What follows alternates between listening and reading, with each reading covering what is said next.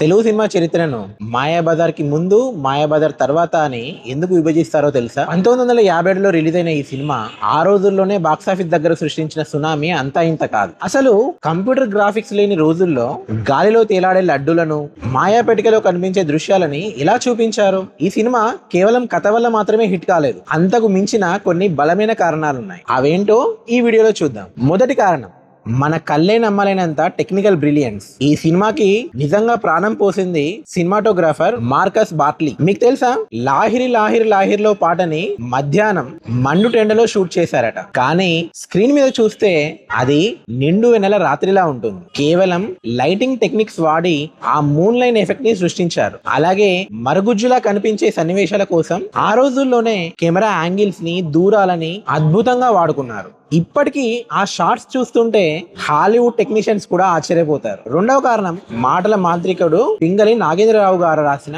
అద్భుతమైన స్క్రిప్ట్. సాధారణంగా పౌరాణికం అంటే అర్థం కాని గ్రాంధిక భాషలో, అర్థం కాని పద్యాలతో ఉంటుందనే భయం ఉండేది. కానీ పింగళి గారు రాక్షసుల పాత్రలకు కూడా వాడుక భాషను, వెటకారాన్ని జోడించారు. అసలు డిక్షనరీలోనే లేని పదాలు, తస్మదీయులు, అస్మదీయులు, గిల్ఫం, జింబో, కొత్త కొత్త పదాలు సృష్టించి జనాల నోళ్లలో నానేలా చేశారు.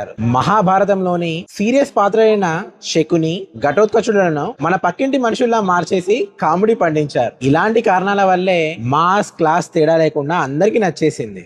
మూడవది, అతి ముఖ్యమైనది, సావిత్రి గారు మరియు ఎస్వి రంగారావు గారు. ఈ సినిమాలో శశిరేఖగా సావిత్రి గారు ఎంత అందంగా కనిపించారో, ఘటోత్కచుడు ఆమె రూపంలోకి మారినప్పుడు ఆమె నటన అంతే అద్భుతంగా ఉంటుంది. నిజంగా ఘటోత్కచుడే ఆమెలోనికి ప్రవేశించాడా అని అందరూ నమ్మేంతలా. ఒక ఆడది మగవాడిలా నడవడం, చూపులు విసరడం అనేది నా భూతో నా భవిష్యత్. ఇక ఎస్వి రంగారావు గారి వివాహ భోజనం పాట గురించి ప్రత్యేకంగా చెప్పాల్సిన అవసరం లేదు.